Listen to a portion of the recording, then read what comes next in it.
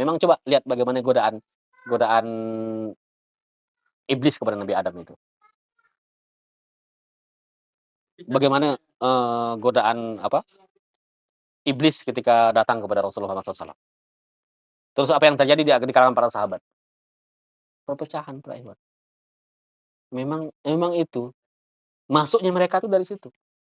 Bahkan kalau kita lihat bagaimana Allah sebut dalam Al-Qur'an itu, orang-orang musyrik itu, salah satu di antara itu kan mereka yang berpecah belah gitu.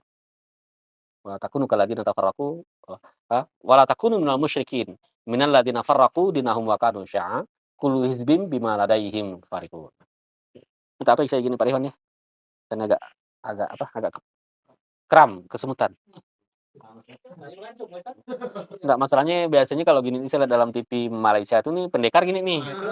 Takut dicoba nanti sama dia.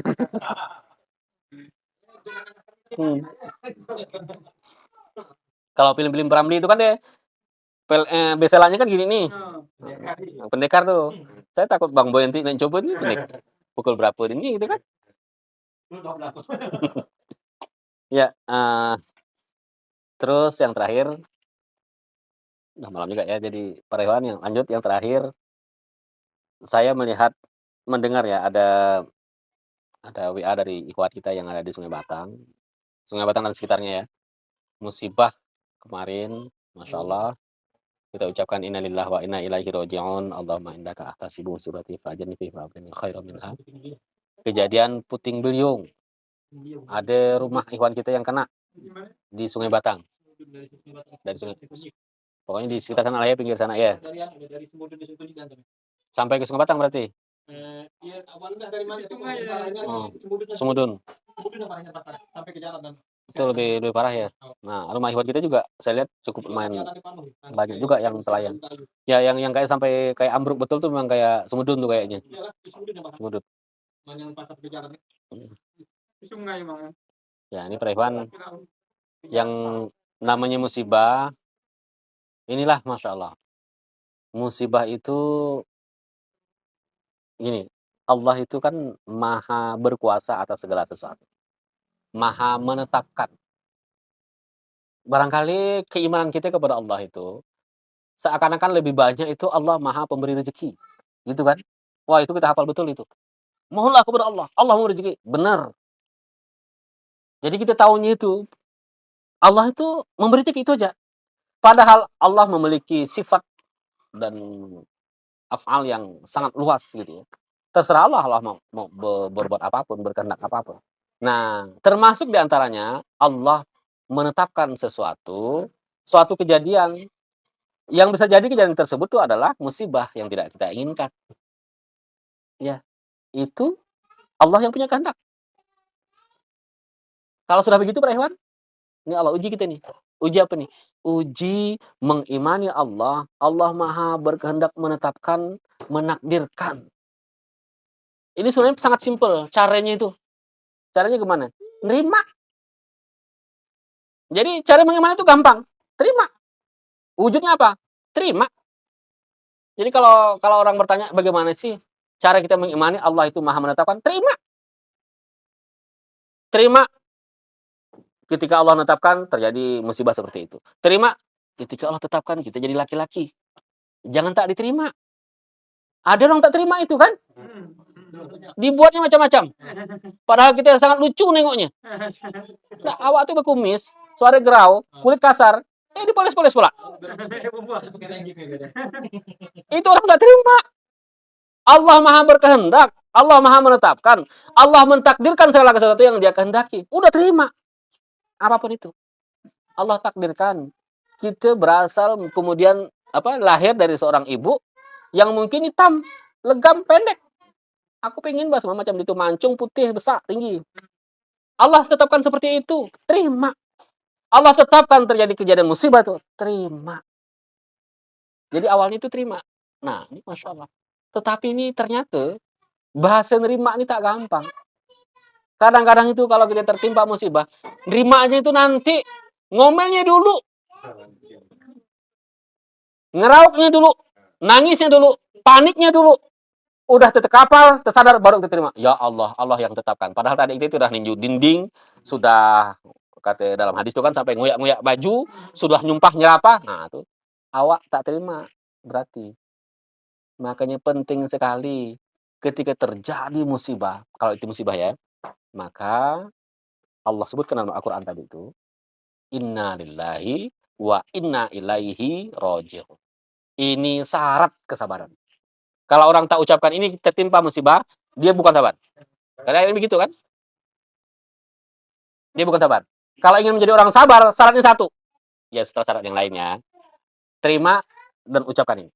Dan saya sangat yakin para ikhwan, kalau kita ucapkan ini, kita langsung berhenti untuk macam-macam ketika tertimpa musibah. Ini setan yang banyak waktu kita tertimpa musibah itu. Dia paling dulu menggoda kita. Dia palingkan hati kita, dia palingkan pemikiran kita, ingatan kita ke macam-macam. Musibah gitu. Setan banyak tuh. Makanya, nah dari awal kita apakan nih? Dari awal kita pegang betul. Begitu tertimpa musibah, apapun model diri kita, apa kita sedang sedih, sedang marah, sedang kesal, sedang depresi, sedang apapun. Ketika itu musibah, maka inna lillahi wa inna ilaihi raji'un. Minimal itu. Nah, udah, dan saya sangat yakin kalau udah kita ucapkan, kita langsung connect, sadar, tersadar kepada Allah Subhanahu wa taala. Mudah nih kalau kita lihat. Memang sih saya macam kerewak juga mengatakan mudah itu. Tetapi kalau kita lihat hadis ayatnya, mudah tuh. Kenapa mudah? Inna lillahi. Kata Allah, ya semuanya milikku, kata Allah. Ngapa pula kau marah-marah? Anakmu milikku. Istrimu milikku. Hartamu milikku. Rumah yang kau bangun tuh semuanya milikku. Ya kan? Kalau mau kita artikan tuh, inna lillahi, kemudian menjadi milikmu, menjadi ada pada dirimu, Allah rezekikan kepada kita. Inna lillahi wa inna ilaihi. Nah, itu. Yang namanya milik Allah, kata Allah nih dalam dalam kita jadikan bahasa kita. Dan nanti sesungguhnya itu semuanya kepadanya rojiun. Balik. Udah. Jadi memang begitu kita tersadar musibah, tek ucapan itu, ya Allah, ya punya Allah semuanya. Tadi aja. Nah, jadi masya Allah. Makanya dalam hati saya, masya Allah, memang sabar tuh mudah sekali kita mengucapkannya. Ucapan ini pun mudah sekali mengucapkannya. Tetapi memang ketika pelaksanaannya, nah tuh. Udahlah, apalagi kalau kita ini maaf benar ya. Kalau kita itu memang mudah terpancing. Hati-hati para ikhwan. Memang ada Allah konsep diri kita ini, ada yang orangnya itu yang tebal telinga, ada. Orang yang tebal telinga itu insya Allah dia cuek tuh orang itu. Tidak mudah depresi, tetapi juga tidak mudah disuruh. Barangnya telinganya tebal. Ada orang tuh yang sangat peka. Jadi dia peka dengan ikhwan-ikhwan gitu tuh. Tetapi saking pekanya, dia juga peka kalau terkena musibah, mudah kalap. Nah, ini para ikhwan, makanya Allah tuh dalam Al-Qur'an tuh atau hadis yang Rasul sebutkan dalam hadis tuh, banyak pelajaran tuh. Kita cari doa-doa yang sesuai dengan kondisi kita. Kalau kita ukur, aku nih kayaknya sumbu pendek ini, tak boleh kena anu sikit, langsung marah. Jadi artinya kita perlu doa kesabaran apalkan benar-benar. Di antara kita ini ada yang begitu, Mang. Allah ciptakan begitu. Enggak apa-apa. Memang Allah ciptakan begitu. Ya kita bedakan contoh nih antara Abu Bakar sama Umar. Kalau Umar kan sikit-sikit, kan gitu kan? Atau Umar yang agak jauh bedanya itu Umar sama Utsman lah ya. Utsman itu para ikhwan, orang mengepung rumahnya. Ada orang yang dan jelas-jelas orang itu orang yang salah, tapi itu makmum dia, anak dari sahabat-sahabat dia. Mengepung rumahnya, memberontak kepada beliau. Ada orang yang mau bantu ngamankan Utsman, kata Utsman, jangan. Saya tak mau. Aku menjadi penyebab pertama rusaknya ukhuwah di kalangan muslim. Dilarangnya itu. Utsman. Beda dengan Umar. Kalau Umar, begitu dia mau hijrah, orang kan bertapuk-tapuk. Para sahabat yang lain boleh waktu itu masih bertapuk-tapuk. Tidak apa-apa. Kalau dia enggak, dia bilang, saya mau hijrah dari Mekah ke Madinah. Siapa-siapa yang mau pisah antara anak dan bapak, istri dan suami, tunggu aku di sana. Aku dari situ nanti, tunggu ya. Tak ada satupun orang kafir Quraisy yang menunggu Umar. Nyari kerjaan nunggu Umar. Dia belum ngapa-ngapa. Nah, itu Umar. Makanya saya bilang Umar ini, tapi Umar adalah, Masya Allah, beliau orang yang paling sabar menghadapi makmum. Saya sangat yakin ini karena terbiah. Karena Islam masuk ke dalam dirinya. Kehebatan itu karena Islam. Bukan karena apa-apa. Beliau dimuliakan karena Islam. Sebagaimana Allah juga berkehendak akan memuliakan siapapun termasuk kita, kalau kita benar-benar mengamalkan Islam. Apa yang diamalkan oleh Umar dan Abu Bakar itu dalam Islam. Itu Masya Allah. Jadi kita lihat diri kita, ini kalau saya ini nampak-nampaknya penyedih orang. Nah, ini hubungan dengan sabar juga. Perbanyak doa sabar. Ada 2 tempat dalam Al-Quran tuh doa sabar. Itu bagus sekali kalau kami perhatikan. Yang pertama dalam Quran surah Al-Baqarah ayat 249 atau 250 gitulah ya, nanti dilihat. Rabbana afrigh alaina sabrau wa tsabbits aqdamana wansurna 'alal qaumil kafirin. Ya Rabb kami, tuangkan kesabaran dalam diri kami, wa tsabbits aqdamana, dan teguhkan pendirian kami dan bantulah kami dari orang-orang yang kafir. Jadi itu Masya Allah, kita minta Allah konsepkan doa itu. Minta tuangkan. Gimana sih Ibu kalau nuangkan air itu? Itu kan pasti berisik kan? Kita minta tuh Allah konsepkan. Jadi seakan-akan tuh betul-betul dimasukkan. Kalau komputer tuh ibaratnya diinstal langsung kesabaran tuh.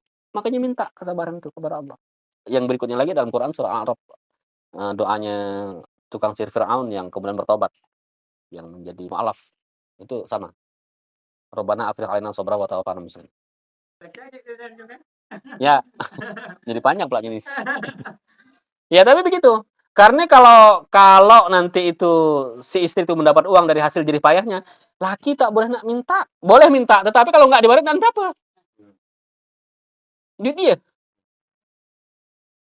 Satu ketika, istri kita itu pandai benar nyari duit. Sampai penuh dia punya gelang. Nggak usah disalahkan. Memang duit dia kok. Kecuali dia minta nafkah ke lakinya, nak belikan gelang 200 gram. Ah, udah, salah itu. Ya, tetapi kalau duit dia, udah memang.